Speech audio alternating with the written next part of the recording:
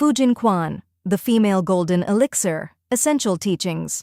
New Dan, Immortal-and-Buddha Harmonized Inner Alchemy Methods, The Taoist Inner Alchemy Classics, by Laing Z. Matthews.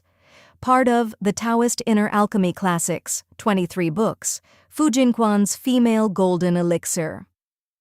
Essential Teachings is a rare inner alchemy manual written for women inside the classical Daoist cultivation tradition. It is not a modern adaptation, not a poetic inspiration book, and not a wellness rebrand. It is a working text, tight, practical, and warning-heavy, built around method, timing, discipline, and proof. Female Golden Elixir points to a real historical stream.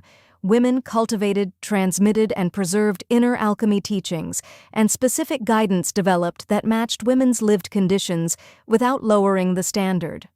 This book assumes seriousness. It treats cultivation as internal governance. The mind must be trained, attention must be conserved, desire must be regulated, and emotional turbulence must be settled. Progress is not measured by dramatic experiences, visions, or energy highs, but by durable changes that show up in ordinary life: steadier conduct, cleaner speech, less compulsion, calmer reactions, and faster recovery under pressure.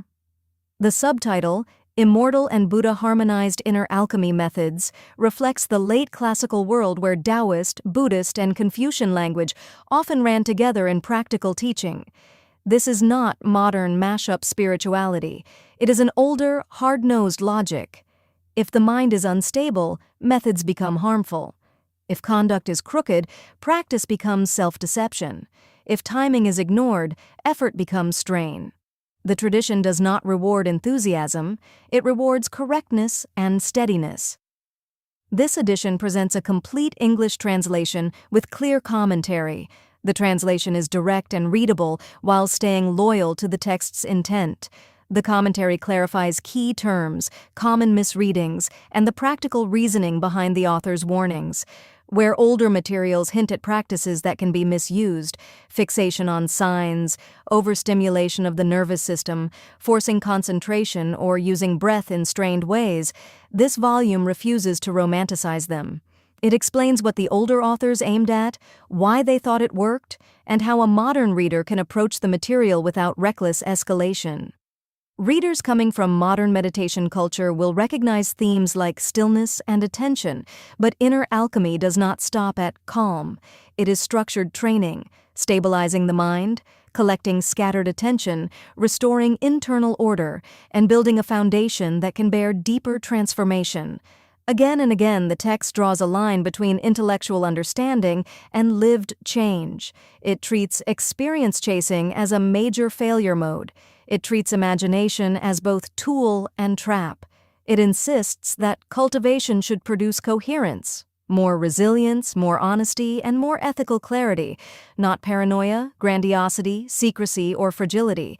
For newcomers, this is a guardrail text. It teaches a sober relationship to practice and offers a classical self-check that still works today. For experienced practitioners, it is a corrective, an older voice that cuts through drift, technique collecting, and vague energy talk, returning the work to fundamentals. This book is for readers who want the Golden Elixir tradition as it actually reads on the page, serious, exacting, and practical, and who want a women-centered classical teaching text presented in clear English without dilution or modern cosmetic gloss.